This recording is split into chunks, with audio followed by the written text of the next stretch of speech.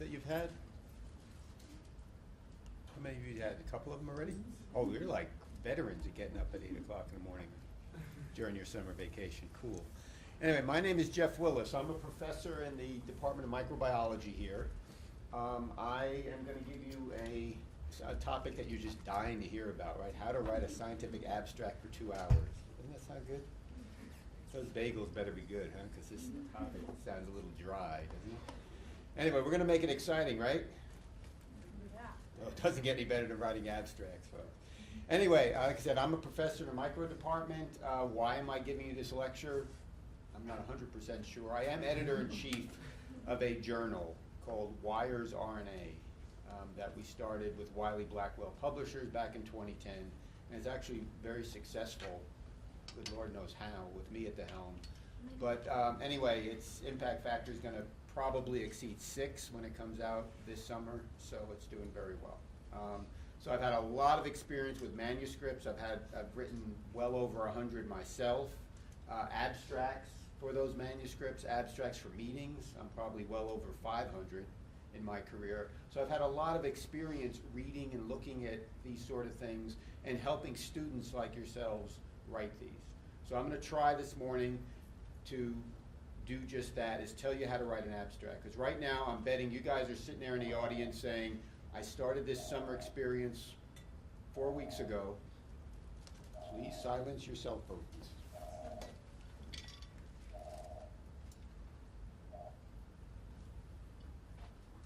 Just echo, earth to echo calling, that's all. Put on to not to.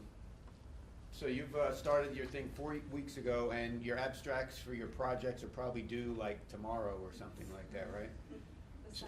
The 7th, all right? So your abstracts are due in less than a month, and you're sitting there saying, I just started my project, how can I write an abstract?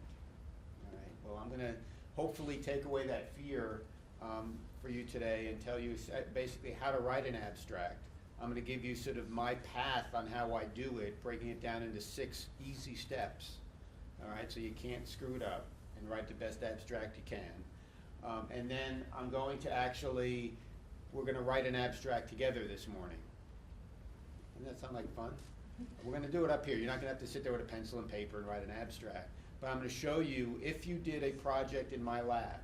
All right, let's turn back now the clock 4 weeks. I want to go to this Wilusz guy's lab. And I'm going to tell you what your project might be, and then we're going to write an abstract on it using the 6 steps that I did. Okay, I think it's going to be a useful exercise. Hopefully you guys will approach the abstract part of your posters with really no trepidation after this presentation. All right, and it's all videotaped apparently, so if you guys want to cheer loudly, ask questions, say this was the greatest lecture I ever had, really, seriously do that, okay? You all excited about hearing it? Okay. Anyway. Okay, there's an exciting slide to start with, right? So there's 2 types of abstracts that really are out there. The first one is informational.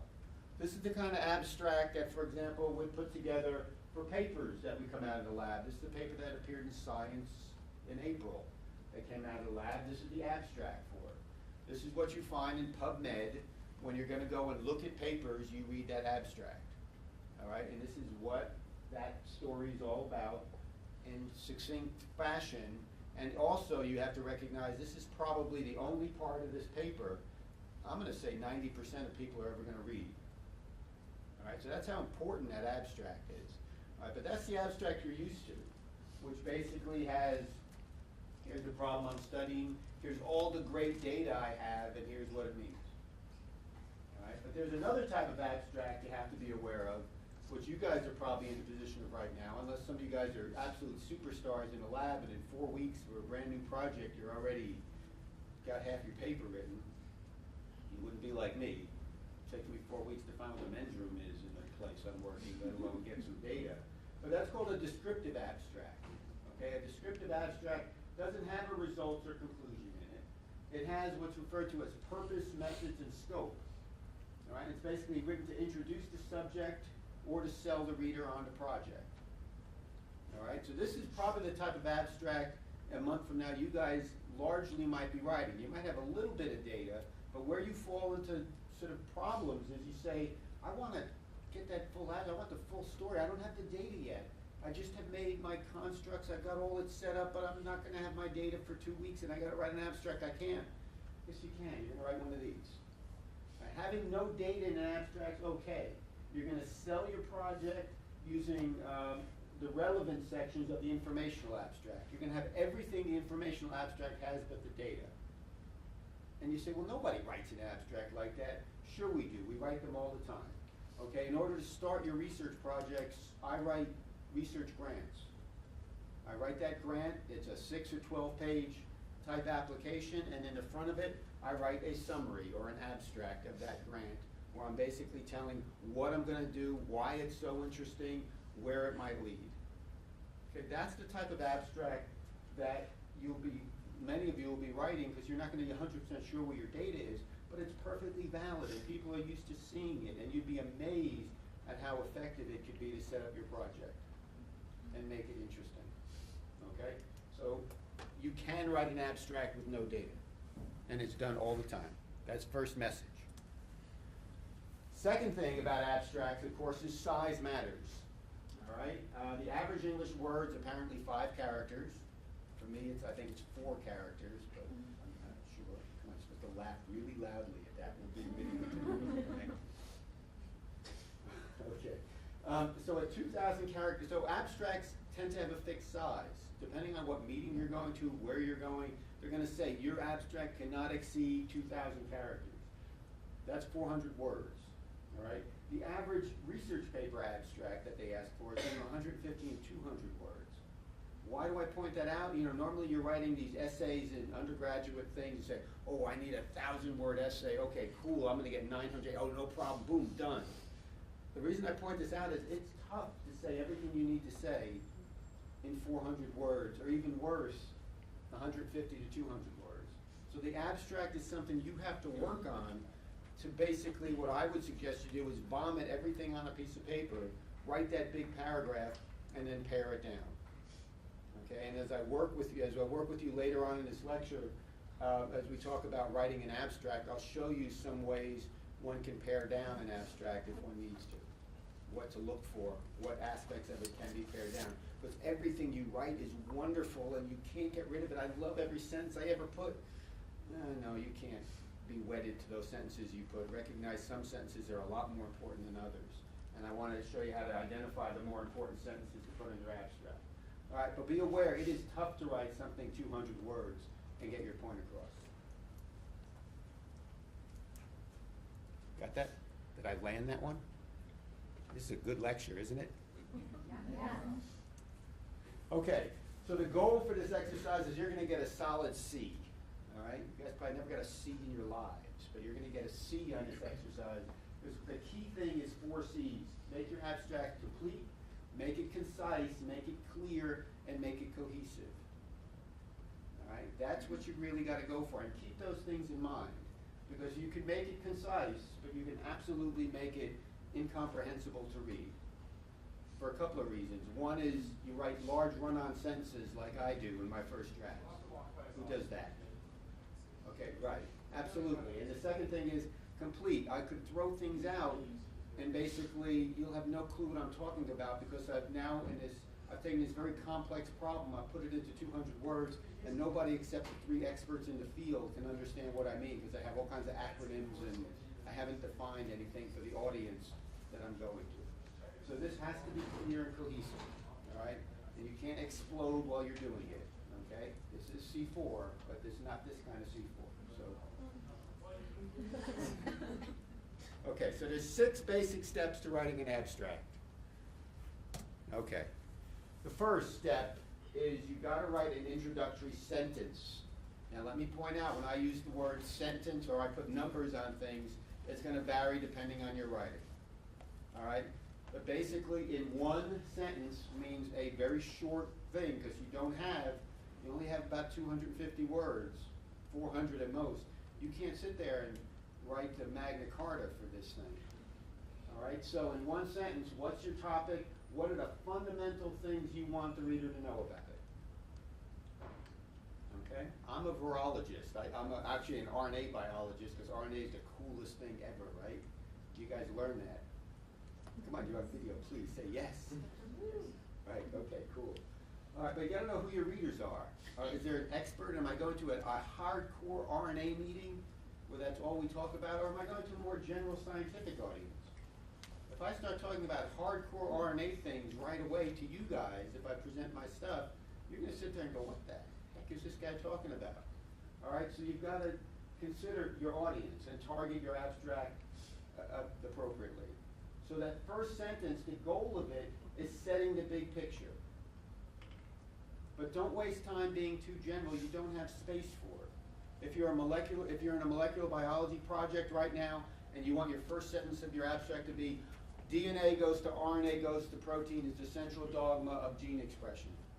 Okay, you've just wasted about 15 words that says nothing that a high school, maybe grammar school kid now might know. All right, you can't be too general.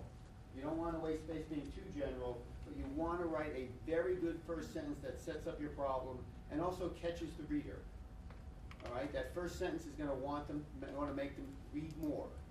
So if you write a very dry first sentence that isn't approachable, is sort of dense and difficult to read, you think somebody's going to read more of that abstract when they've got 200 in a book they want to go through, and they read this first sentence that's, ugh.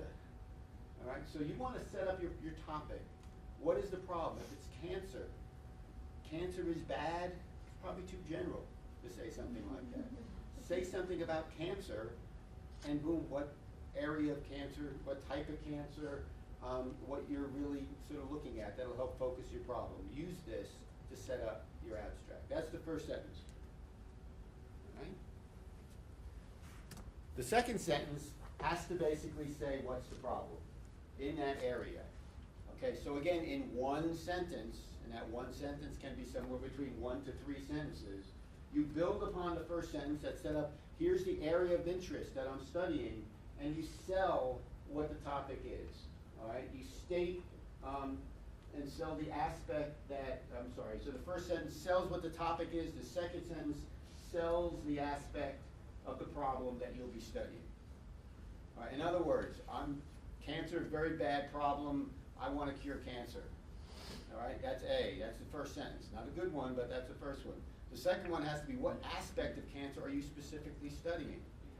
Okay, why don't people react well to drug XYZ when they have pancreatic cancer? It'd be great if they did. I want to figure out why.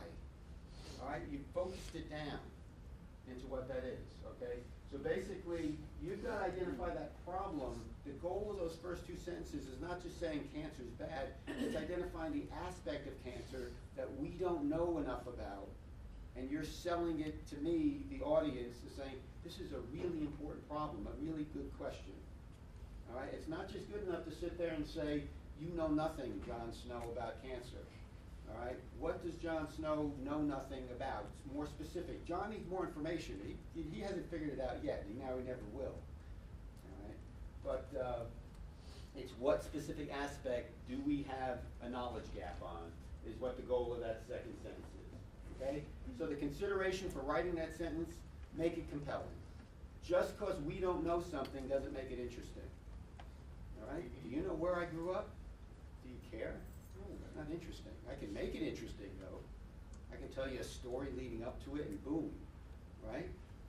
But it has to be clear and compelling. Just because it's new knowledge doesn't mean it's interesting. And then focus that as much as possible. All right, you aren't studying cancer. Cancer, we don't have a cure for it. My goal is to get a cure for cancer. That's not focused enough. All right, focus on the aspect that you're studying. All right, remember in the intro sentence, I should know the general area that you're studying. This is telling me what the specific knowledge gap is and selling it to me. 2 sentences is the absolute minimum you can do this. If you're an outstanding writer, you can do these 2 things in 2 sentences. I have never, I don't think in my career, been able to do these things in 2 sentences. All right, the intro and the what's the problem. It usually is 3 or 4 sentences in abstracts that I write. I'll be honest with you. But again, for a very short abstract, the 100 words, which I've seen, you got to get it done. So think short, sharp, and make it effective, all right? So at this point, I now know what the area is that you're studying, and I say, oh, that's kind of cool, I'm interested in cancer. And now I know specifically the problem that you're studying, and I have a hint as to why you think it's so important. I then need what your hypothesis is, and that's the third sentence. How are you going to tackle this problem? What's your hypothesis to the overall big question that you're asking? All right? So I need to know in that sentence, and this should be a single sentence. If it takes you 4 sentences to state your hypothesis, crumple that up, throw it away, and write it all in one sentence. Okay? What's your key idea? It needs to be stated clearly. And the other thing is, if you're writing a research paper, you don't sell your hypothesis. Meaning, you don't need to sit there and say, our novel idea for curing cancer is this. All right, just say your idea is. All right, if it's a research grant abstract, something like that, where you're trying to get funding and trying to say, my proposal's better than his or her proposal, then you sell it a bit more. But in research, you let the data do the talking. And you don't need to sit there and say, my amazing idea for this is, don't do that. You'll come across as a little bit Mickey Mouse. All right, so try not to put novel ideas, something like that. Don't sell your hypothesis.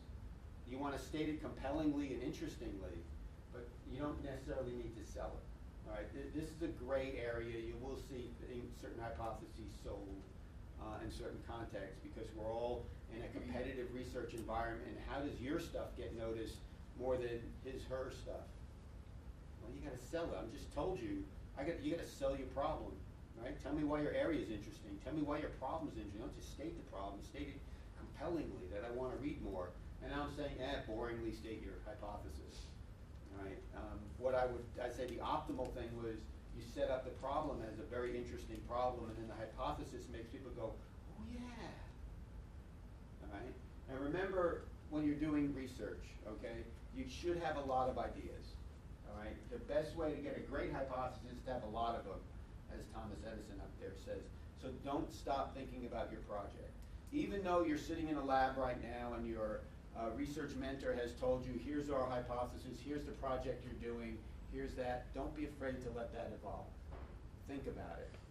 Okay. I can't tell you the number of hypotheses that I have that have been absolute crap. They sound great, all right, but in the end you get a little bit of data and it just doesn't go anywhere. Think about it, add to it, all right? It's very, very hard, just based on the dogma that's out there, to come up with absolutely great ideas. You've got to think outside the box, and you guys, as you're doing the research, should be thinking as well. All right? That's my aside on how important it is to think about your project. But the third sentence or third part of your abstract is simple. One sentence hypothesis. Okay? The fourth part of the abstract is what's your approach. All right? In a couple of sentences, you just want to tell me how you're going to tackle your problem or test your hypothesis. All right? Let me know the methods, the approach you're doing to do that. This is your method section of your hypothesis. Now, this can sometimes be done very simply. Your methods can be, I'm going to use a next-gen deep sequencing approach to collect global data to test my hypothesis. All right? Now that may not tell the general public a whole heck of a lot, but it will tell your scientific audience, I'm basically taking a big data approach and just sequencing the hell out of everything, and I'm going to figure it all out bioinformatically. All right? But you don't need to be much more than that. You also, please, when you're doing your method section, leave out the trivial details. Only critical things. I couldn't care less if you're going to take your samples and put them in a wooden test tube rack and incubate them at 37 degrees in a Thermo Fisher incubator. All right? Tell me the basic approach that you're going to do. You don't have space for that. If you start going off on these things to fill up space, your abstract becomes very, very boring, unreadable, and people just couldn't care less about it. All right? Keep it crisp. You guys have read scientific papers, right? What's the most exciting part of a scientific paper to read? Right? The methods section. Isn't that exciting? Maybe if you really want to do that method, you really pour over it because I need the details. All right? But as you're reading it, you skip over that section. Right? So right now, in the middle of your abstract, the heart of your abstract, you just set up wonderful problem in this amazingly interesting area, a cool hypothesis. And now you got some droning on garbage about methods and buffers and, you stop reading, all right? And it's to skim a 300-word thing is not a good thing. You're not going to capture a lot of readers, all right? So keep this crisp. I caught that walk, by the way. That's all over YouTube later. All right, next, you're going to have your results. All right, you see how you set up the whole problem, and it's very clear now what area you're studying, what the problem is, what the hypothesis is, how you approached it, and how you get your results. All right, so in a sentence or four, depending on how many results you have, tell me what you found. Now, how many of you guys in your research project so far in the 4 weeks you've been toiling, slaving away, how many of you guys have data that you'd say is going to be part of your abstract already? All right, about half of you. I figured to be about half, because you're getting there. It depends on the projects. Those of you that don't have it, don't worry about it. You'll get there. You just, certain projects, many projects have a sort of a setup time to get things to happen. All right, but remember, these results are not part of a descriptive abstract. You don't need them. All right. But if you have them, of course, that's what you're going to put in, is your results, and that's what people are very interested in. If you're writing a research paper, the abstract, the powers that be in the writing field will generally advise you to write them in the third person. Don't say we showed, say that the study showed. Now I have read 4 gazillion papers and edited as an editor-in-chief hundreds already, if not 1,000. And I would say that the field is mixed on following that rule. All right, we all like to say we showed, we did this. And the data is what really shows it. When you're reporting your results, you're doing it in past tense, and you're basically saying, here's the data, and the data said this. All right, it's not we did this. All right, so if you can think about it, write it in the third person, write it, the study showed. Let the data do the talking in the results section. All right, you don't need to do it. If you slip, and it's a lot simpler because you're running out of space, and we showed is a lot easier than saying, the data from this experiment showed, because you now lost 5 words by just using we, and it's 2 letters. Don't hassle over it. People go either way. But the powers that be would suggest it's written in the third person. And then be as specific as possible and add truly key results. Hopefully over this summer, you're going to generate a mountain of data. All right? And you're going to want to show everybody everything you did because you worked your tails off to get this data. And I really worked hard, and I want to show you, and I want to develop historically how I got this because I worked really, really hard to get to this one big key piece of data. And if you have that attitude, which I know I did in my younger days, because I worked really, really hard to get this one piece of data, and damn it, I'm going to show you how I got it, all right? You're going to realize that people are going to see all that stuff going up to it. That's not all that interesting. That's kind of scut work, research-wise, or maybe it's wrong turns and stuff like that. And they're going to end up missing, perhaps, the main point of your data. All right, everybody works hard in research. Very few people get lucky and that first experiment works, that first hypothesis works and it's there, but you don't need to show all the stuff that didn't work, particularly in your abstract. Hit the key points, because if you say 4,000 experiments, and somehow out of those 4,000 experiments, I need to pick the 3 that you describe that are really important and germane to testing that hypothesis, you're putting a lot of onus and burden on me, who is reading your abstract passively. I want you to tell me what's important. If I need to fish out what's important because you added every piece of data you ever generated to your abstract, I'm probably not going to do it because I'm reading it passively. All right? So the key pieces of data have to be in there, and don't camouflage it. You'll find also you try to add every experiment you ever did, because not only did you do this one project, you actually did a little side project, and it was really cool. And so you try to put too much together in one abstract, it becomes unreadable. All right, people have no clue where you're going because it's coming in 2 different directions. All right, keep it simple, keep it straightforward. make your key points, add really, really key data, leave out the trivial stuff for the abstract. You can, remember, you're gonna be presenting this as a poster. Your abstract is your advertisement for people to come over to your poster and say, hey, I read this, I'm really interested in cancer, tell me about it. You'll be able to sit there for 15, 20 minutes with that individual, tell them every bit of data that you ever generated. But you gotta draw them to the poster in the first place, okay? And finally, at the end of your abstract, do not forget to tell me why your results are so important. All right, if you don't do this, if you think that this guy up here is brilliant and knows everything, and as soon as you show me your data, that I'm gonna immediately go, holy cow, you just found a cure for cancer. All right, maybe I will, but let me give you a little hint that these professors that have been teaching you ever since your undergraduate days, and you looked up and say, she knows everything about organic chemistry, or everything about this, or everything about that. No, we're human, okay? We don't know everything about this, that, and the other thing, all right? And so it is really, really helpful, particularly because I'm passively reading your abstract, for you to hit me over the head and tell me why this thing is so important. Tell me why, at the end, your results that you got support your hypothesis and address the question, the knowledge gap that you identified in that second sentence of the abstract. That makes sense? Because that's a really important point, and that's something a lot of students I've seen don't do in their abstract. They just end at the data. You know, and my northern blot showed overexpression of XYZ7. Okay, why is that important? All right, so tell them what that data means, tell them why it should care. That's important, because it's also important that you guys understand what your data means and why you should care. The other thing that some people do at the end of their abstract is they kind of lift their leg and mark their turf at the end, stating where they're going next with the project.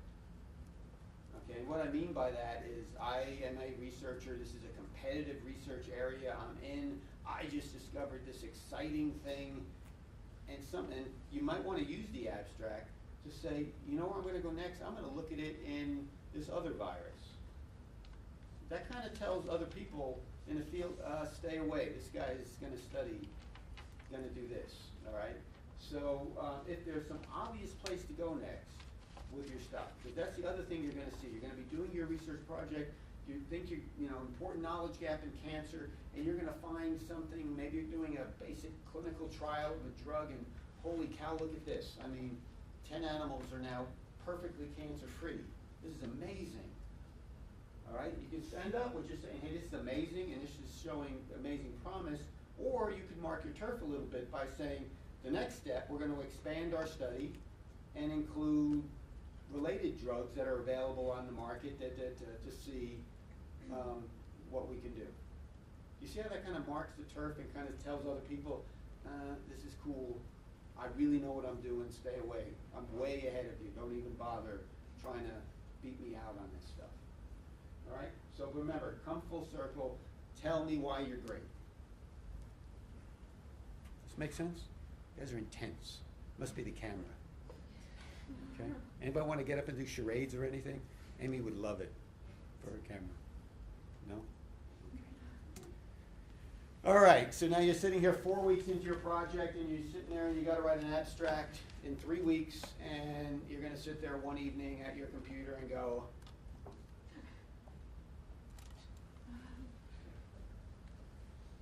and you're going to get up and grab a Diet Coke, come back and go. You're going to turn on the TV or whatever and go and do it tomorrow. Okay, how do you get started? All right? The first way to get started, in my opinion, is you got to make sure you have a clear understanding of why the question that you're asking is very important in your discipline.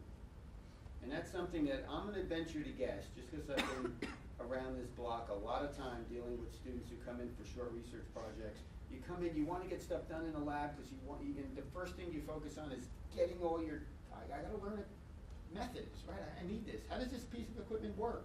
What do I do? And you don't back off and say, why is this really important?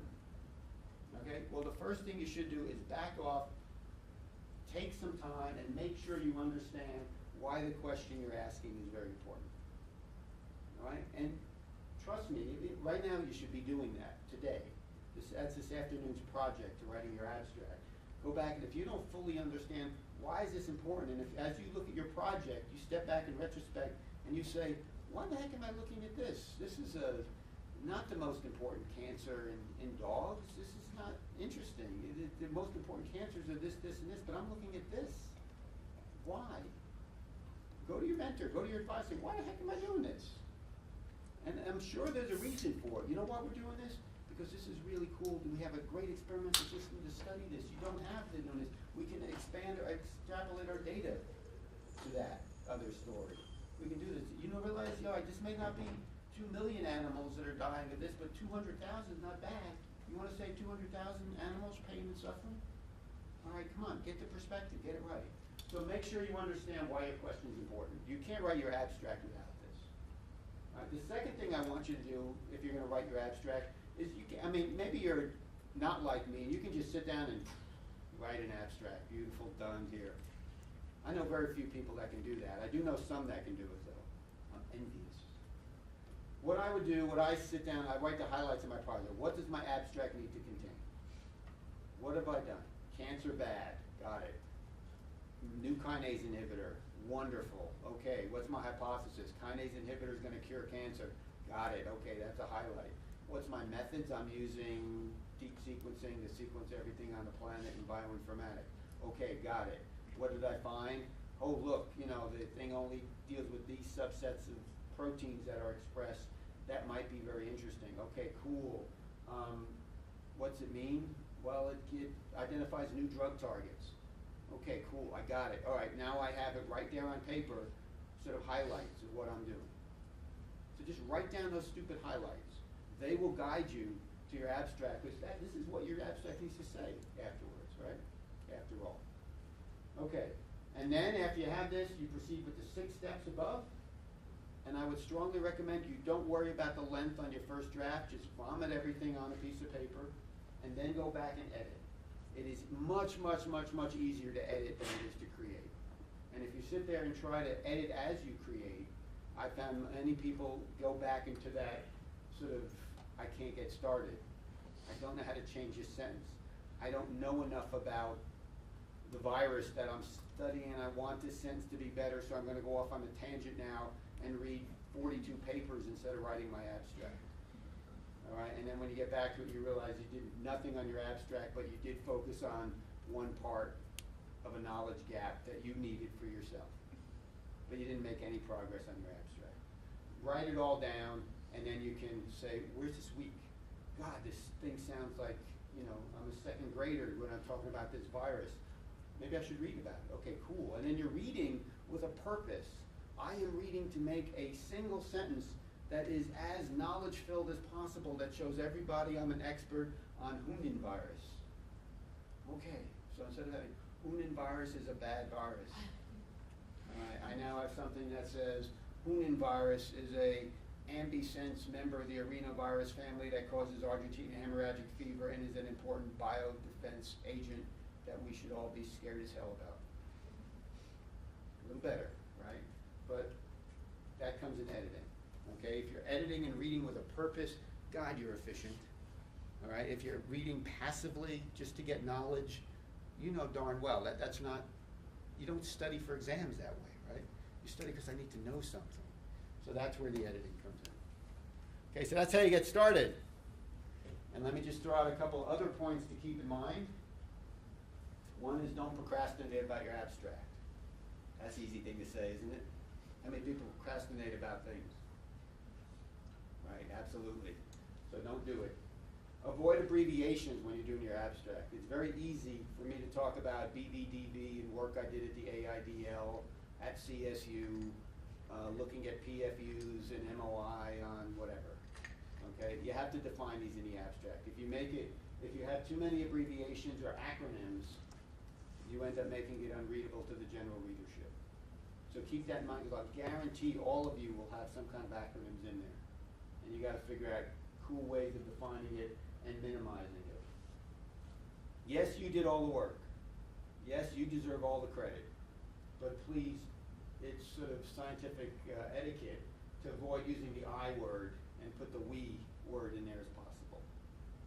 Even though you went out there and got all the samples in the field, you analyzed them all, and you figured it all out, there's going to be more than one name on the abstract. All right, we did it. Okay? Don't use contractions. It's very easy to write, especially when you write that first draft. You know, I ain't going to do it anymore. Get rid of the games. All right?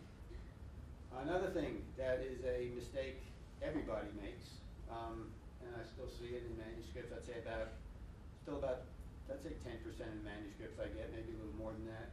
The word data is a plural word. My data is great. Something we say in the lab all the time. No, my data are great is how you write it. So just remember data is a plural word because there are some goofballs like myself that will read abstracts. They'll see something like this and it comes across as a little bit unprofessional. All right? If you're like me, you got to watch the run-on sentences.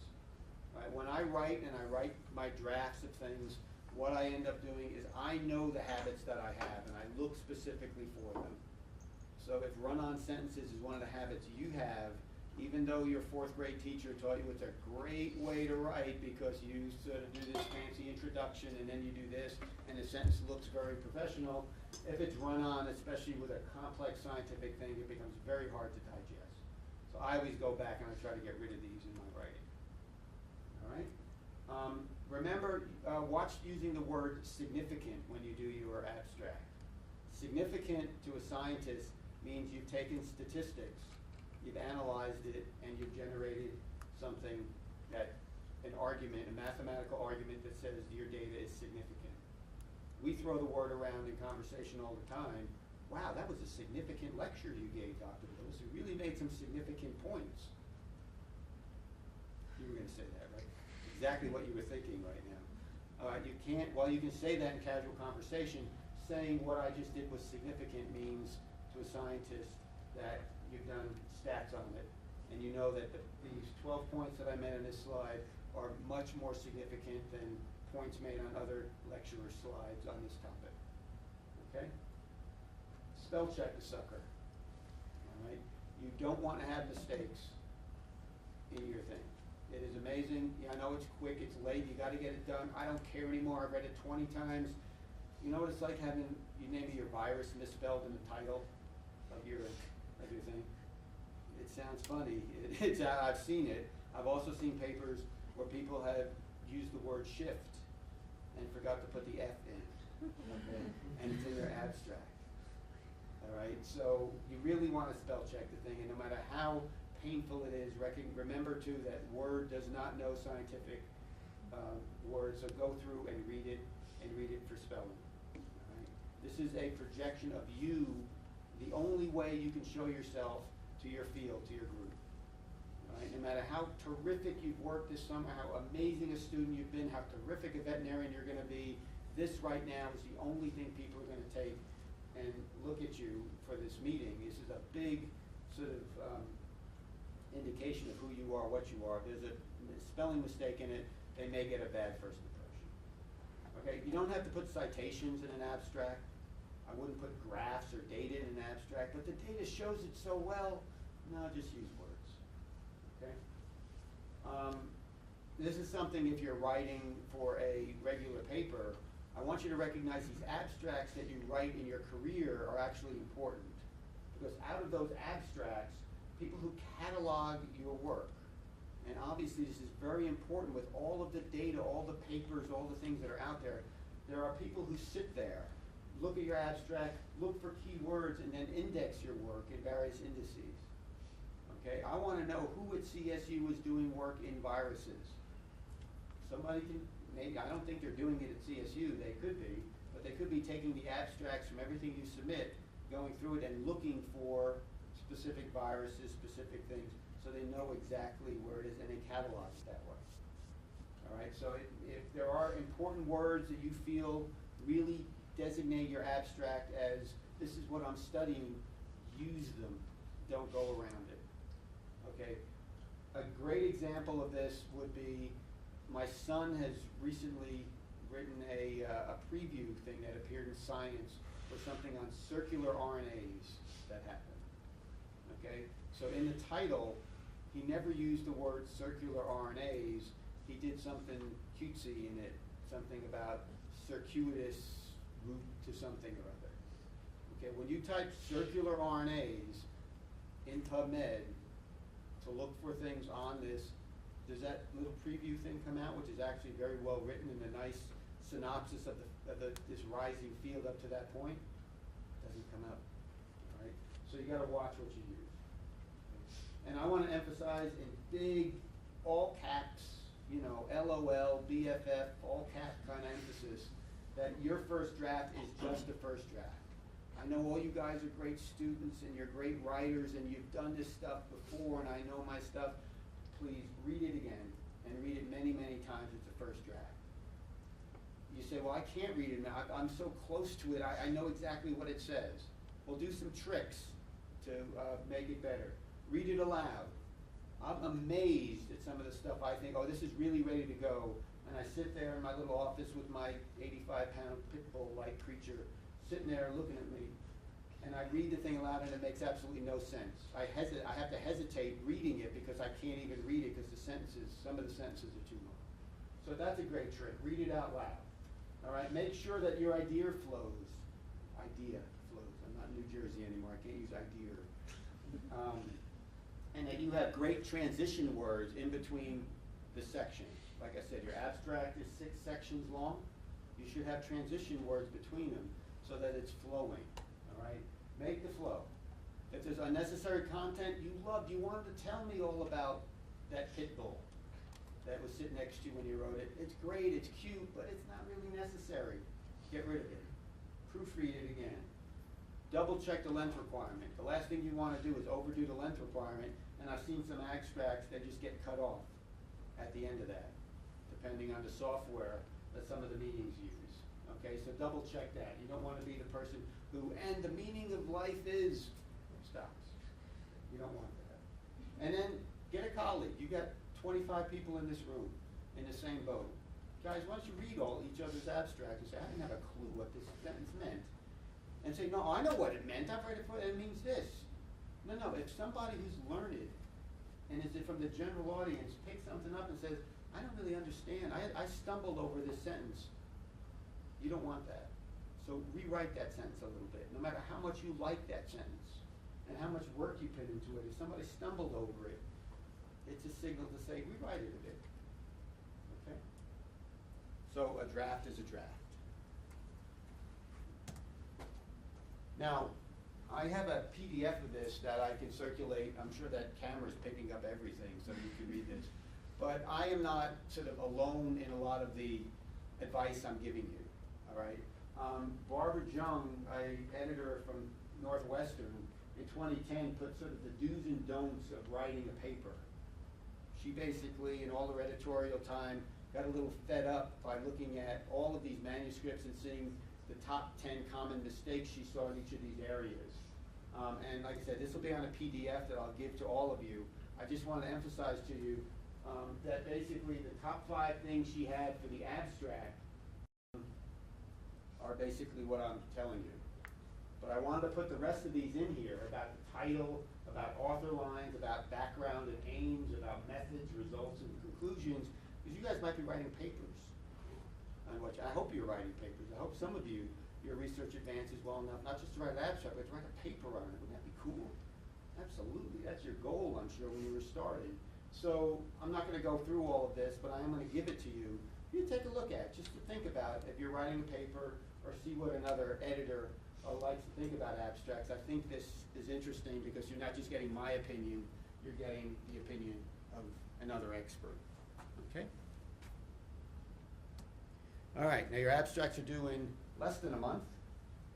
And I do want to point out, if you need any help along the way, that's my email address. And please contact me. I do this stuff all the time. I get manuscripts all the time. I'm writing manuscripts all the time. I can take this stuff and give you, I teach a grant writing course. And I give immediate feedback to that grant writing course. I can read your abstract and give you my knee-jerk opinion in probably about 15 minutes. Okay? And that knee-jerk opinion is vital because that's what you want. You don't want somebody necessarily looking at it and saying, well, you want me to go through every sentence and say, you know, at this end of the sentence, I had no clue where you were going. Ooh, okay, and you can change that and improve it oftentimes by adding a word or two. Okay, so if you need any help, remember, I'm here to help. Okay, now, anybody want to write an abstract today? Come on, video. All right, are you going, woohoo? Are you going, yikes? Are you going, this guy's crazy, come on, let us out. We can write an abstract right now. All right, and what we're going to do to write an abstract right now is, as I told you being in a lecture, none of you guys were crazy enough to come to my lab this summer to do a separate research project. So I know you're all intelligent and you all have good taste and can evaluate science well. But what I'm going to do is I'm going to spend the next 15, 20 minutes telling you what the project is that you would have been doing in my lab this summer. Okay, and you're going to hear that and hopefully take it all in, so really listen, and then we're going to write an abstract off of that using the 6 steps that I just told you. It's not a whole heck of a lot different than the position you guys are essentially in right now, and you have to write an abstract. So I think this exercise is going to be useful. If not, just throw stuff at me. Okay? You'll be on video. It'd be really cool if you do that. All right, let's write an abstract. So this is what I do for a living here at CSU. I'm an RNA molecular biologist. You guys know, if you don't know, you will know after the next 20 minutes, RNA is the absolute coolest area of science you could be studying, and you all should be studying it. Okay, find a way to bring RNA into veterinary medicine and you'll really, really advance your field. Okay, it is key, it is important, it's wonderful. RNA, rock. Come on, give me an R. R. Give me an N. N. Give me an A. A. What's it spell? Okay, so what I study is, for about the last 15 years, I've been studying RNA decay. That is how your RNAs inside your cells become unstable and get degraded. Sounds exciting. Now I study the garbage can of molecular biology. All right, but one of the interesting things is when you put a virus inside cells, and that viral RNA is in there, why doesn't that viral RNA just get degraded? So I want to know how viruses in general overcome these RNA decay machinery to lead to a productive infection. And if I can figure this out, then can I use that knowledge to develop a whole new world of antiviral drugs that are basically disarming the mechanism viruses use to protect and stabilize their RNAs. Okay, so let me give you a bit more background on that to tell you what I'm doing. Okay. First of all, I want to make sure you recognize something that's probably been drilled into your head for 10 years is not, life is nowhere near as simple. All right, DNA goes to RNA goes to protein, central dogma, enough said, got that right in the exam, check, no problem. But is life really this simple? All right? Let me give you half a dozen reasons why it's not that simple. Okay, back before we had Ram's Head Dining and all the other places like that, the really primitive soup that was on this planet was where life began. And there's a hypothesis that is, you know, one of the leading hypotheses of how life began, that life began as an RNA molecule. The reason being RNA can be a genome, RNA can be a message, RNA can be an enzyme, RNA can be a structural molecule. It's an extraordinarily versatile thing inside your cells. And so if it was an RNA world way back when and we all grew up from it, do you really think we just got rid of all that RNA? Or maybe that RNA world is still there underneath everything and sort of controlling everything if that's what we evolved out of. Okay? So therefore RNA was important at the beginning. I would argue it's still very important right now.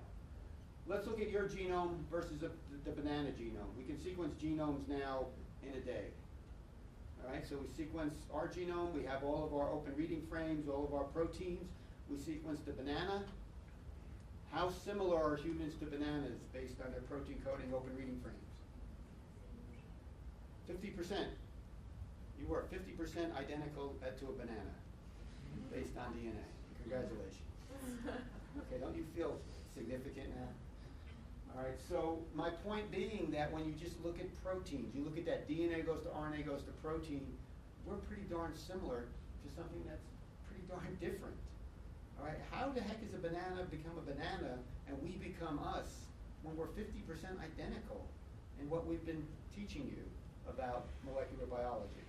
There's got to be more to it than just proteins and stuff, right? And that's where I think RNA comes in. A key point that I want you to know for my talk here today is that gene expression doesn't equal transcription, right? When you look at, hey, this microarray or this deep sequencing and these messages went up, oh, these things was, transcription was up. No.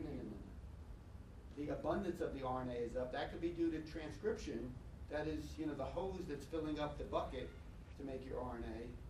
Or it could be RNA degradation, which is the holes in the bucket that tell you how much you can actually fill that bucket given the amount of transcription you have. Many, many messages in your cells right now, your cytokines right now, are being transcribed as messenger RNAs constantly. And they're being degraded right now just as quickly as they're being made.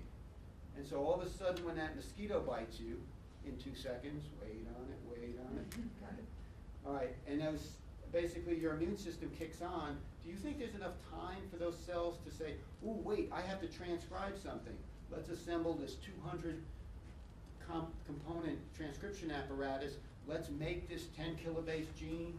Let's splice it, let's whatever. You don't have time for that. All right, so what your cells do, and this is not just cytokines, it's many messages, they're constantly making it.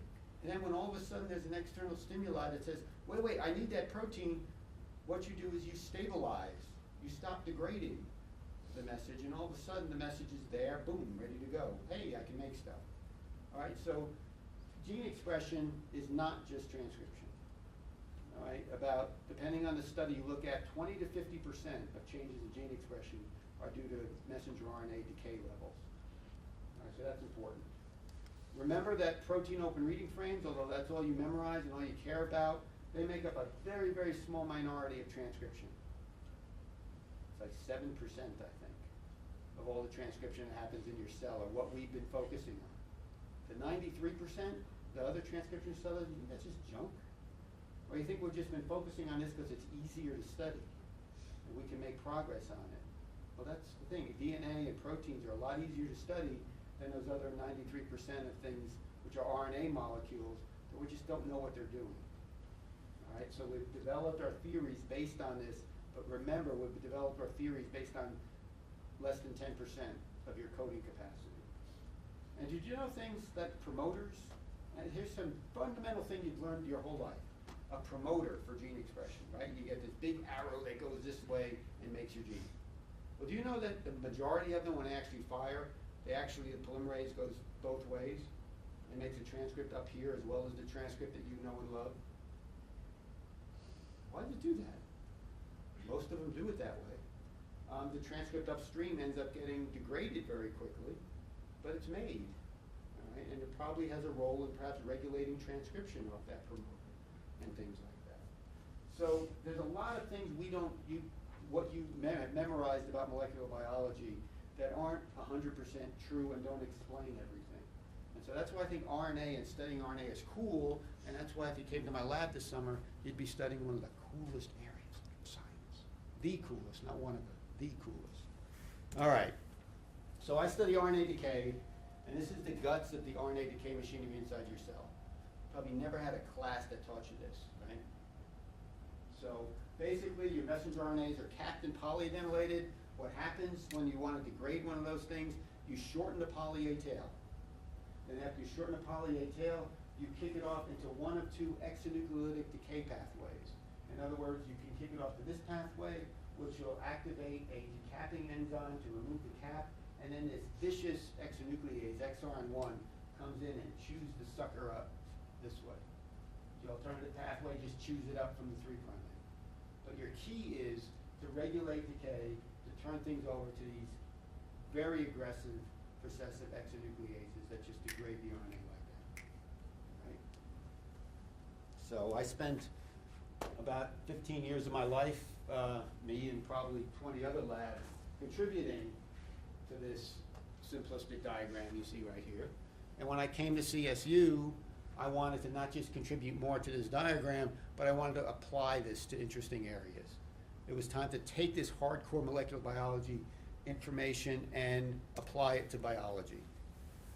Before you do that, I want you to recognize there's one other thing that RNA decay does. So it regulates 50% of gene expression in your cells. All right, so you want a level of a cytokine that's going to be determined in a very, very huge way by RNA stability. But the other thing is, if you have an RNA that is not good, right? When you study, this isn't medical school, I don't know what you study for veterinary stuff, I should know, maybe somebody can shout out to me. Classically, when I used to teach medical students, thalassemias, right, are all over the place. You have problems making beta globin, and there's all kinds of different changes. And these things were selected for in the human population because they basically make us resistant or more resistant to the malaria parasite. All right, so there was a selected pressure, and there's thalassemias abounding, particularly in certain populations. One of the ways to get that thalassemia is to have a premature stop codon in a beta globin allele, so you don't make beta globin protein. Now, when you looked at this, perhaps in your thing, and you say, oh, there's a premature stop codon, we must make a fragment of beta globin, right? Because that's what they do. The answer is that's not what you do. Your cells can recognize that this is a premature termination codon containing messenger RNA, and it gets degraded like this. You never make that half a beta globin molecule. All right? Your cells are that good that there's a molecule in RNA that doesn't like it, degrades it. If you make a message without a stop codon, if you have a message with a ribosome that pauses a bit too long, it gets degraded like this. You have a misfolded tRNA, missing a modification, it gets degraded like this. All right, everything, why didn't we find all these promoters going both ways?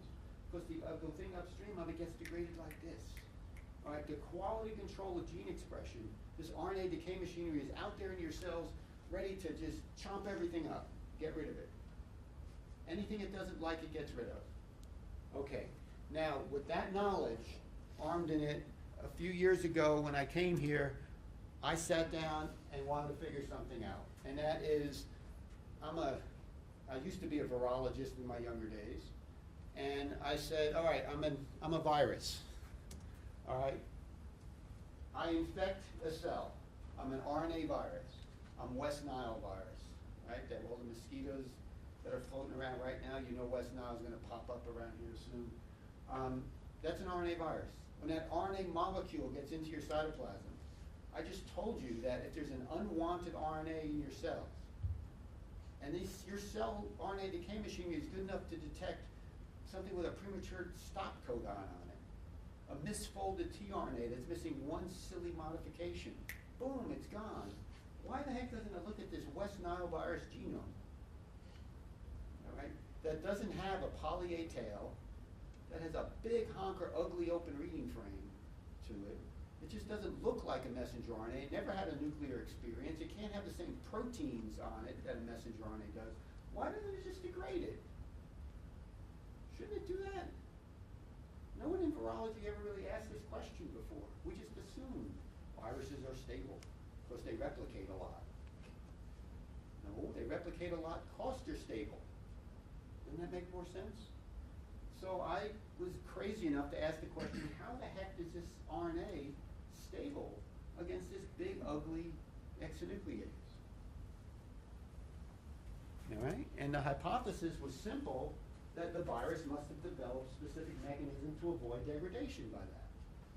So with all the knowledge I had and all the reagents I developed in studying RNA decay for 10 years, let me figure out how the virus is avoiding this machinery.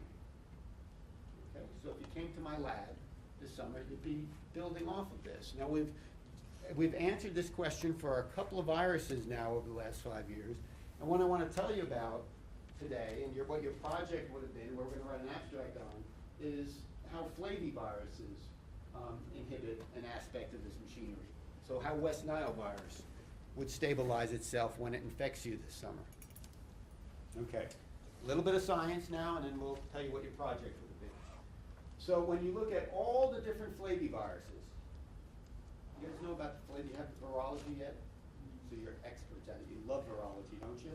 Anyone want to give up veterinary medicine and become a virologist? Can you turn off the camera? Anyway, so what all these flaviviruses do, if you remembered, if you memorize stuff for your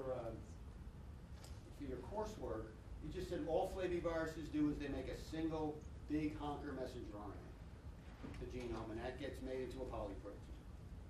Right? That's what they do. Well, the reality of it is, yeah, they make that big thing, what the textbooks say, but if you look close enough, all of the insect-borne flaviviruses, like West Nile virus, you also see this little 300-400 base RNA accumulating in those infections. You don't see that little 300-400 base RNA accumulating in hepatitis C virus or bovine viral diarrhea virus, viruses that don't go through insects. But all of the darn things that go through insects make this little guy. And when you look at what that little guy is, it's generated from the 3' untranslated region, which looks to be highly structured. So how the heck do you make a small RNA? Well, convention would say there must be a subgenomic promoter right there that makes this, right? So what we and 2 other labs found was what generates that small RNA is as the virus is actually getting degraded, the viral RNA is getting degraded in a cell by this big ugly exonuclease called XRN1. XRN1 comes on here and stalls right here. It can't get through these structures. And even though, now I've been studying this enzyme for 15 years, I've never seen a decay intermediate with this enzyme. It degrades everything. Yet I throw in the 3' end of dengue or West Nile virus, and it stops right there. That amazed the hell out of me, because like I said, if you're working on this enzyme for 15 years and it's never stopped in its life, and all of a sudden you throw this on and you see that band there, you take notice. All right, so we looked at it more carefully, and what we found was actually not just that the enzyme stalls here, but it doesn't let go very easily. And so therefore, if it's stuck on a substrate, the enzyme gets repressed. Remember that god-awful biochemistry, enzyme kinetics, competitive inhibitors and non-competitive inhibitors? You just wanted to slit your wrists. It comes back to reality. So basically, this gets on this RNA and doesn't get off quick enough. So that if you throw in as a competitor RNA, an RNA that's containing the West Nile virus or dengue virus 3' UTR, it actually represses the activity of the enzyme. And you can't, it's tough to, you can't overcome this enzyme. There's too much, it's too active, it just degrades everything. But this guy actually, putting in a reasonable amount of that competitor RNA will actually repress the enzyme significantly. It does it in a biochemical assay, it does it inside the cell. Okay? And so what you see, now the XRN1 enzyme is the major enzyme involved in the major pathway of mRNA decay. And so if the virus goes in, its strategy is basically use sort of an RNA shield. Throw out some of its RNAs and say, go ahead, degrade me. Go ahead, I dare you, degrade me. Go ahead. You can't degrade me, come on. It starts talking trash to XRN1. And XRN1 hops right on it and degrades it, but then gets stuck on that structure and can't fall off and gets kind of repressed. So what happens inside the infected cell? Well, the viral RNAs have to be more stable from the virus perspective. But if you think about it, the virus just disarmed a major pathway of gene expression. Right? And so what you see is many messenger RNAs in the cell, your cellular mRNAs during infection, actually get stabilized as this small RNA, which is called SF, or small flavivirus RNA, accumulates as XRN1 stalls. Your messenger RNAs inside your cells now become stable. And so cellular gene expression during an infection gets dysregulated. The cell can't respond as easily and readily to flaviviruses. Okay? So, to lead up into your project you're going to do this summer if you're in my lab, we just published a paper, and that was that abstract I just showed you from Science that came out in April. The structure of this, we know everything. With all of the insect-borne flaviviruses, we think we're now experts at it. But all these viruses are members of the Flaviviridae. But how the heck is hepatitis C or bovine viral diarrhea virus that don't go through insects don't make this small RNA, do they inhibit this enzyme? Or do they maybe figure out a different way of getting around the cellular RNA decay machine? Let me also say, just as a prelude, that every viral family we've looked at has figured out some way to stabilize their RNAs actively in the presence of that cellular RNA decay machine. Right? This isn't this is a real aspect of RNA virus biology. So how does hepatitis C virus do it? Does it also inhibit exon 1? It sure as heck doesn't do it from the 3' end because there's no small RNA made. So we hypothesize that maybe it does it from the 5' end. Here's the structure, the secondary structure. It's a much cooler structure, by the way, of the 3' UTR of West Nile virus that stalls this enzyme. You don't see a lot of structure like that in the 3' end of hepatitis C virus, but the 5' end is really structured because it has what's called an iris element, an internal ribosome entry site for translation. So we hypothesize that that 5' end is going to do it. And lo and behold, it's not as dramatic, but you still see that there are stalling of the XRN1 enzyme on the 5' end of this virus. Why was it never discovered before? Because this is a 11 kb virus, and we've now shortened it from 11 kb to 10,958 kb. You're not going to see that on gels and things. It all looks intact. All right, but in reality, when XRN1 goes to degrade this guy, it actually generates intermediates. It stalls on these structures, just like it stalls at the other end of West Nile virus. It actually stalls what we know right now is at 3 sites. Particularly this one seems to be pretty strong. Okay. And not only does it stall there, just like XRN1 is repressed in a insect-borne flavivirus infection, it gets repressed in a hepatitis C virus infection as well. So the enzyme activity is way down whether you look in a test tube or whether you look inside a cell. And if that's the case, if XRN1 activity is down, hepatitis C virus will be stabilized. The viral RNA, yay, unless you're one of 170 million people around the world who are persistently infected with HCV, can't get rid of it, and at a risk of developing hepatocellular carcinoma because of it, then you're not going yay. But basically, if you're a virus, you're somehow now stable. But also because it's screwed up XRN1, it's screwing up gene expression. It's stabilizing cellular mRNAs. So you see pretty dramatic 2- to 4-fold increases in many messenger RNA levels. And I just want to point out these certain messenger RNA levels, many of these, the ones that are going to be most dramatically affected are the normally short-lived messages that are degraded. Because now they're not degraded, so ooh, they're up. Right? And what are those short-lived messages? Many of them in your cells are your oncogenes. You ever hear of MYC or June or FOS? They're oncogenes. These are angiogenic factors that would contribute to cancer, okay? And they're stabilized because they're up because they're more stable in an HCV infection. No matter how we do the experiment, those oncogenes are more stable. And so I will throw out to you, I think I'm getting into too much gory detail here, that what the heck is the mechanism? How can a goofy RNA virus that just makes a stupid polyprotein and a bunch of non-structural viral proteins for replication and structural proteins for packaging, the most boring type of thing you can.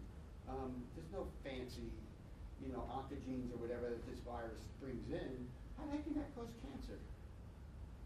And if you look at the literature, it says, well, it's because it's persistently infected and there's inflammation and you got all this repair that has to happen because of damage and mistakes happen and 30 years later you get cancer. Kind of describes life to me. Last time I saw, your whole body is you kind of always sort of getting insulted by something, right? And whatever, and you're getting repair and your immune system's up and the allergies you felt this morning are kind of screwing things up. And is that really the answer, or is that a bit too much hand waving?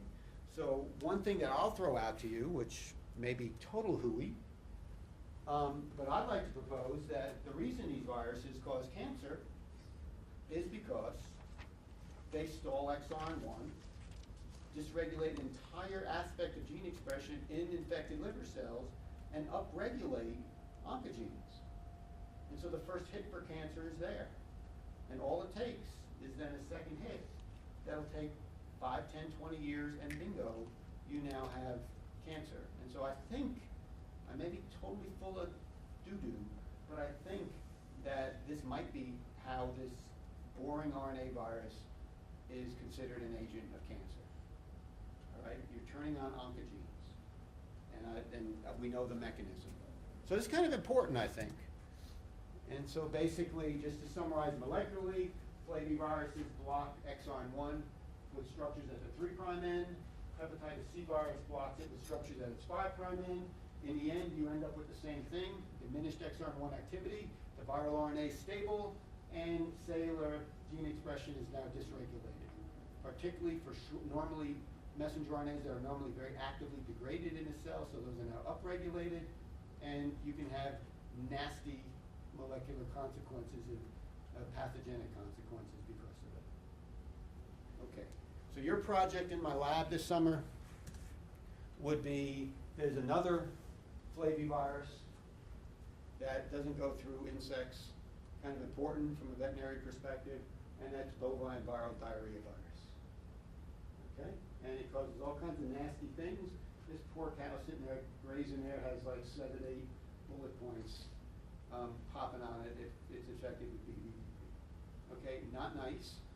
And last summer, Boehringer Ingelheim actually gave me a little bit of money to support a vet student to start asking the question, does BVDP do this? Okay. And what I can tell you, where Katie Dozier got to was to say, yes, it does.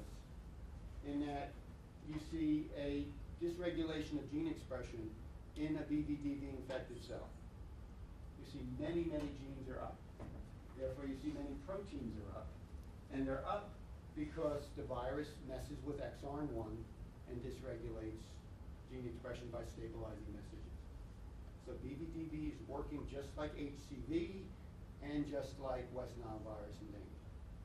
This is an absolute common way all flaviviruses work. Now the question I want you to come to my lab this summer to answer is, how the heck does BVDP do this? Okay? As you see, BVDP does give intermediates.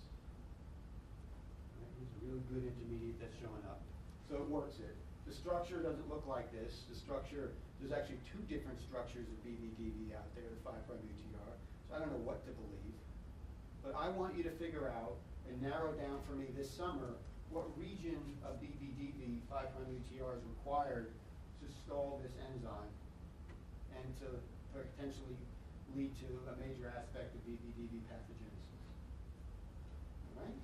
So, how are we going to do this? What I want you to do this summer then when you come to my lab is, let's make believe this was this proposed structure. I want you to make mutations in this RNA so that we basically make a set of mutations where we come from this end and we delete this, ask does it inhibit exon 1, delete this, ask if it inhibits exon 1, maybe delete this, ask if it inhibits exon 1, delete this, and you come from the other end. And by that combination of mutations, we're able to narrow it down from a 500 base sequence, which sounds little, but it's not a lot molecularly, to a maybe 100 base sequence. We'll get the structure, we'll get the sequence. What you'll do this summer, we'll send it to Jeff Keith down at UC Denver. He'll get a really cool RNA structure of this thing, and we'll publish the next science paper together. And then what we'll do with this structure, when we have this 100 base thing, is I'm actually starting a company, I believe it's going to go through CSU, to basically get small molecules that will now target these structures. Okay, we'll screen chemical libraries and get drugs that'll not allow these structures to form. And that will basically, we'll have one drug that you think you have a flavivirus infection, boom, it'll open up this structure. It should help with pathogenesis. It should knock down viral replication. And we'll have a very novel way of treating some very important things, whether it's dengue fever that infects billions of people every year at risk, hepatitis C, 170 million, big bucks for pharmaceuticals. So we're going to go this way, but I need one of you guys to come into my lab, narrow down this 500 bases, so we can basically go after it, get a structure, and then use it in one of our assays like this to select for a small molecule that'll stop the structure from inhibiting that enzyme. Sounds like a cool summer project? Yes. Okay. All right, so now let's write an abstract.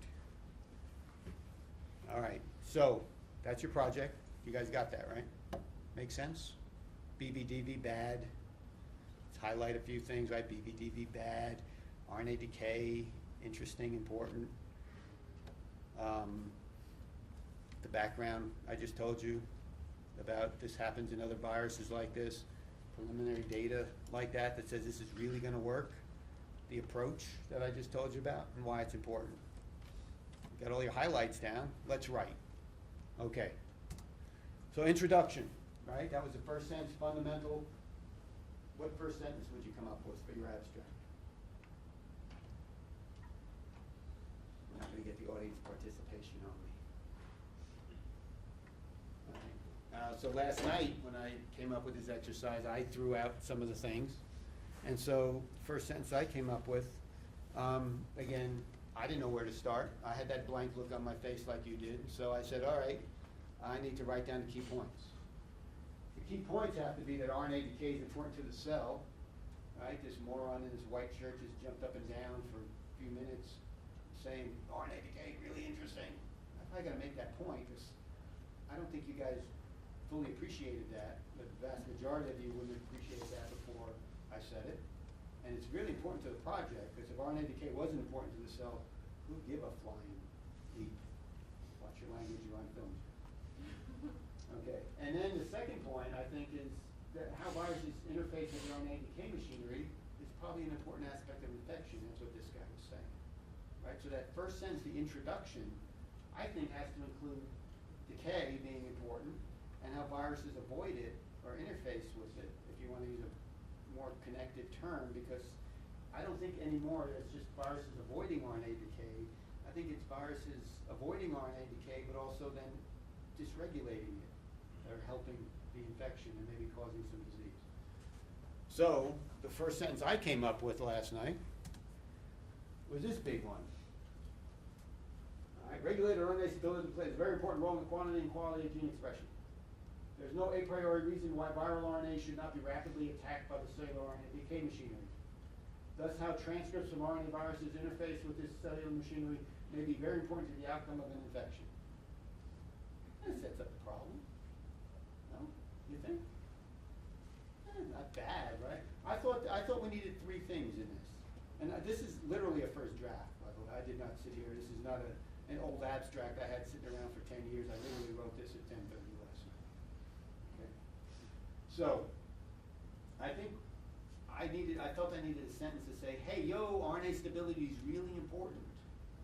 Because nobody studied it. It's not in your textbooks. The reason I started studying RNA decay was 15 years ago. I picked up my son's high school textbook, and there was basically nothing. There was half a paragraph in there on RNA stability. And I said, it's got to be more important than that. And then I figured out some assays we could do. Again, the way you study something is you need an assay. You're only as good as your assay. So a graduate student in my lab was crazy enough to say, yeah, okay, I'll try to develop that assay. And in about a year, he developed an assay, and it was cool. But before that, it was, talk about rolling the dice on your graduate career, because if you end up not developing the assay, you have nothing. Okay? So anyway, I think we need that. I think, and I'm not sure, the reason I put this one in red is if we got to get rid of things for space, this might be a little bit extra. But I thought we needed perspective for somebody like yourselves when you're reading this to say, to not have this implicit, but have it explicit. Right? If it's too implicit, then does this thing, how RNA viruses interface with the machinery, is it as powerful? I don't think so. And so that's why I put this in here to make it very explicit so that it hits you over the head. Now it's long, so if I can't fit it, I got to recognize that maybe I can take this now explicit point and kind of wrap it into one of these two. All right, but right now I left it as this because that's my first draft, but I highlighted it. So that's my intro. Okay? It's a little bit difficult to write because I'm bringing in two different fields, RNA decay and virology. Why not mention like Hep C or VVDV right in the intro to get like vets' attention more? Right, and that's the other thing that I could do. What I thought when I did this was that that'll be in the title. Yeah. All right, and that's what I was thinking, but you're absolutely right. Right now, this is very molecular, and obviously I'm a molecular kind of guy, and so that turns me on, but it doesn't turn on a vet. Yeah. And that's a great point. So if the title's not effective, then this needs to be more effective. Kind of along those lines, would it also be appropriate to maybe do something like, BBDV affects this many cows a year or something, because that's also something else that I think will bring people in, as opposed to just like RNA information. Yeah, and I think you're right. And I don't have that information in any of the stuff that I have here. All right, so what it may be is that I've jumped too quickly, and this is what the general audience here is telling me, I've jumped too quickly into molecular stuff. And so maybe I need to say BVDV is causing $1 billion a year economic thing and causes these 5 diseases. And my broader thing that I need before this is BVDV bad, causing this, and we don't know molecularly why it's causing that. And then somehow transition into here. That might be better. Now that I'm sitting here and it's not 10:30 at night, I think you guys are probably right. My idea was it would be in the title, but you're right. I mean, the audience that this is going after, that you guys are going after, is much more interested in BVDV than it is this. Although this is very germane to the abstract, it needs some more BVDV. Very good. Okay, so that's my intro, and you see how it's a draft, right? We develop it. Now, what's the problem? That's my next thing. I got to identify what's the knowledge gap, okay? And what I came up with is we've recently determined the 5' untranslated region of BVDV RNAs on its own can specifically repress the cellular exonuclease XRN1, a key enzyme in the major 500 pathway of cellular mRNAs. We now wish to obtain a mechanistic understanding of how the 5' UTR can repress this highly recessive enzyme. Okay. Now, if you didn't fall asleep while I was reading that, you're amazed. I'm amazed because this is your typical sort of Jeff Willis, dense run-on sentences that make you go, Yeah, I think they've got to get lightened up and be more accessible. A couple of things that I highlighted here. One is if I just put BVDV, certain percentage of people have no clue what I'm talking about. You need to define your acronyms. It takes up a lot of space, but you have to define it. Okay. I did not abbreviate 5' UTR as I would. I spelt it out so that I wanted to hear that acronym. I also felt I needed to define what XRN1 was. And so that's why I made this god-awful sentence even more god-awful by defining what XRN1 was. Right. Is that the best way to do it, to make this big sentence with this? I don't think so. I think it can be polished to make it more accessible. But notice in this thing, I wanted to make sure I should have actually put UTR here because I did end up using UTR down there, so I needed UTR here in parentheses. But I need to define all my acronyms, and I need to give, since we're getting pretty darn molecular, I need to make it accessible to the readers. And not only define the problem, but define it in a way that they can understand. And I think that one issue you guys will have when you're writing your abstract is you're not just studying cancer, you're studying kinase and kinase inhibitor 1422X and whatever, and it becomes inaccessible to a general readership. You've got to make sure you define the key parts of your stuff. Okay, but this is basically what I thought the problem was. What's the mechanism of understanding? How the heck can this 5' UTR repress this really cool enzyme? Right? Not written in the cleanest way, but I think it's there. Okay, good enough, you think? All right, now again, you may think of it from a veterinary perspective. This may become way too molecular, way too much, and maybe inaccessible. If you feel that way, then you've got to back off and make this more accessible. The only way I could see doing it is adding more verbiage to it, to soften these up, break up the sentences, make it more readable. Okay, and that's easy to do. next stage is what's the hypothesis, right? So what's my hypothesis? I would say that my hypothesis is that specific structural elements in the 5' UTR BBDB play a key role in repressing this enzyme. Right? Now, you can state that, or maybe you want to give it a bit more perspective and say, based on everything that was done with other flaviviruses to date, I think my hypothesis is this. By putting something like this in here, and you see I even put a little bit more detail in here, I'm actually doing two things. One is establishing myself for the person reading this abstract as a bit of an expert in the area. Right? Abstracts can become a little superficial at times.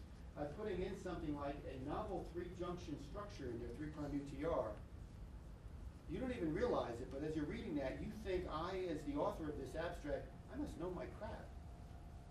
And it's bovine viral diarrhea virus, so I should know my crap. But you see how by adding a few words like this, I can establish my expertise, at least the perception of expertise. So you can do that if you have space. You don't want to make it unreadable, but remember, you can do that. If you make it too superficial, it becomes, yeah, cancer bad, I'm going to cure cancer, I'm going to do it by the standard techniques, and I'm going to get stuff. All right? You can do things like this to establish your expertise. The other thing that this does, adding a sentence like this, it actually adds more rationale to the hypothesis. So the hypothesis doesn't look like it's coming out of left field. Oftentimes when you'll throw your hypothesis down, it will literally look like, huh, what? Because there's not enough space for it. So if you lead into your hypothesis somehow, it can make more sense and be more convincing. Is this the best way to do it, having a big, long, honker sentence like this? No. You see, this is one of my problems with my writing. But that's the idea of the hypothesis. Okay? Now, my approach. All right? I don't know how to transition well to an approach, so I just put to address this hypothesis. So I'm not the world's greatest writer, so I'm just going to tell you, hey, I'm going to address the hypothesis. So you don't have to sit there, what the heck are you doing this for? So to address the hypothesis, we're going to construct a series of 5' and 3' deletion derivatives of BBDB, 5' UTR, and the variant RNAs that we're going to make are going to be tested in biochemical assays using the recombinant exon 1 or extract that recapitulate the activity. Now, if you wanted to, you were cut for space, or you're going to address the hypothesis, you're going to make a series of 3.5' deletion mutants and test your ability to block exon 1, period. If you have extra space, you can give more of your rationale, right? And it sounds a lot better to say, I'm going to make deletion mutants, see what happens. I'm going to make deletion mutants, and here's my strategy. I'm going to go around these secondary structures, right? And when I test them, we've got these cool assays that are available in my lab to test things. So I've got the assays right around the test. So I'm going to tell you, really right now, what kind of data I'm going to be showing you in my poster when you see it. So you see how adding this little extra stuff, again, makes the experiment seem more real and more doable, but hopefully not too much detail. So I'm telling you about a wooden test tube rack and the nanometer light that I'm shining using whatever model, something or other. Okay? That makes sense. All right, then the results. I don't have any results. I'm not going to worry about it. And why are my results, or why am I doing this, in a better way to say it for a description active, why the heck are we doing this project in my lab this summer? Okay? Well, this is what I wrote, another big run-on Jeff Willis-esque thing. So these studies are going to help identify a key region structure in the 5' UTR BBDB RNAs that appear to not only stabilize viral RNAs, but also dysregulate cellular mRNA stability and could represent a key molecular mechanism of pathogenesis. Notice how when I read it out loud, I can actually pick out things with the writing that are a problem. Okay? That's why I say read it out loud. Thus, the region is likely a novel and attractive target for disruption by small molecules that could represent a novel antiviral therapeutic approach. All right, so what I'm telling you is I'm going to basically find some cool molecular biology, and I'm going to put it into translational science to make this go bench to bedside eventually, because this is important for me to do. All right? If you're studying something, remember, you might care, your lab might care what asparagine 72 in your favorite protein is doing. all right? But in the big picture, people sitting in the audience, they couldn't give a flying leap what that asparagine 72 is doing unless you give them the context to why it's important. So this is why I felt in the abstract I needed to go and sell where I'm going to go with this information. Okay, we're going to go, we're going to make $1 million. Our little company we're going to start this fall is going to get bought out in 5 years, and we're going to be partying like you've never seen. All right, because we're going to actually make some impact here. All right, we're not just studying god-awful detailed molecular biology in that lab. You got to do that to understand mechanism, because we're going to now use that knowledge to cure the darn virus. Okay? It's run on. I think this needs polishing, but it ain't so bad. And by doing this, following this stuff, and in about 20 minutes or so, typing it onto the computer, putting it here, voila, I have my first draft. And I create a 277-word draft of an abstract that's a little run-on, a little dense, not necessarily the most approachable. As you guys helped me point out, I didn't have anything at the beginning to grab a vet audience, and dang it, Jeff, you really should have that there. Terrific suggestion. Let's put it up here. All right? And if I have 400 words, I go, that's my abstract limit. I say, amazing, terrific. 130 words, I can polish this into a work of art. If it's 200 words, I have to do this. And now I also want to add a BBDB sentence or two on the top. Then I've got to start cutting some of these things that I left highlighted and make it more compact. All right? But basically, you got to say, what's the most important thing to say? What can you cut? Well, a lot of these goofy details can be cut, but try to keep it accessible. All right? And bingo, I made an abstract. And it's doable. And I haven't done anything with this project yet. I think an abstract's not too bad. Right? It might make you want to come to that poster and say, so what'd you find? You didn't tell me what you found in the abstract, but I bet you got data. Okay? And that's how you do it. And that's what the task ahead of you guys is, and I think you can do it. Okay. Any questions? Is this helpful? You guys look intense. Right. So again, you guys can do this abstract, all right? You probably haven't even thought about it yet, but you will be thinking about it. You will get nervous about it. Remember, 4th of July happens right around to the 7th. You're going to be sitting there on that little vacation or doing whatever, and you're going to lose time. And if you don't get it done by the end of June, you're going to be sitting there panicking. Trust me. So start thinking about it now. You can throw something like this together. 22 minutes, I did it last night. It's easy on your projects, right? And then you can add to it, because it's easy to edit. All right, if you need help with something, you want me to look at it, you want me to give suggestions, that's great. You also see I threw this together. I just had 24 eyes look at it and give me a very, very good suggestion. Yo, wake up, pal. This is a veterinary audience. You didn't even say anything about BVDB. You RNA moron. Realize who you're talking to. And that's great, that's wonderful. So you exchange it with each other and you develop it even better. Okay. Like I said, I did make a PDF of these slides. If you want them, I can circulate it. That way you can have my 6 steps to do it. And you can write as good abstracts as anyone out there in really any field, because it's that simple. Okay. That formula works. All right, hope this was useful. If I can be of any assistance, let me know. If not, enjoy what's left of the whatever that is back there, and thank you very much.